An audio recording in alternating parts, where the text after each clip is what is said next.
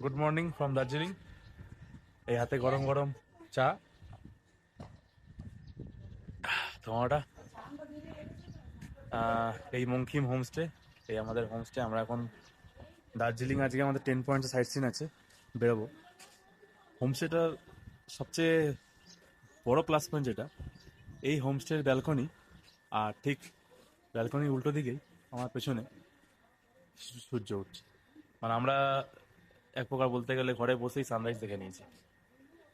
মানে রাত্রেবেলা এখানে পুরো একটা পাহাড়ের ভিউ পাওয়া যায়। এখন আজকে প্রচণ্ড ফগি ওয়েদার, তাই পাহাড়ের ভিউটা দেখা যাচ্ছে না। আর এই পেছনে সূর্য আছে। সো এখন বেরোবো, আমরা গাড়ি এসে গেছে।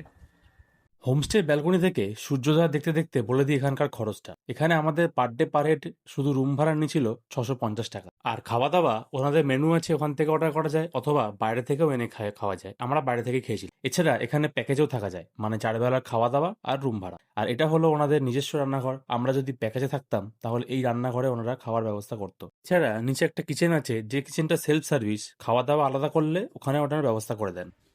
এই এইগুলো হচ্ছে আমাদের রুম। এটা নিচের রুম অ্যাকচুয়ালি। এই রুমটাতে আমরা ছিলাম, 4 নম্বর রুম। রুমগুলো খুব সুন্দর। এখানে একটা আয়না আছে, এই টেবিল আছে বড় একটা। খাটে আমরা 3 জন খুব ভালো মতো শুয়েছিলাম। আর এখানে একটা ছোট টেবিল আছে, চেয়ার দুখানা। আর এখানে টয়লেট, বেসিন, খুব পরিষ্কার টয়লেট, সুন্দর গিজার। আর এই হচ্ছে মঙ্কিম হোমস্টের ব্যালকনিটা। এই ব্যালকনি থেকে এরকম ভিউ তো আগেই দেখিয়েছি। এটা হচ্ছে 2 নম্বর রুম। এই রুমে 3 জন থাকা যায়। এখানে ডবল বেড, এখানে সিঙ্গেল বেড। এখানেও সেম, টয়লেটটাও খুব সুন্দর, পরিষ্কার, ওই গিজার।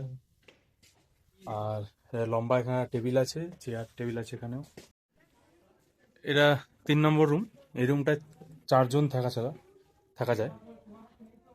সেমই, লম্বা টেবিল আছে, দুটো চেয়ার, ওইখানটায় টয়লেট, এখানে একটা আয়না আছে।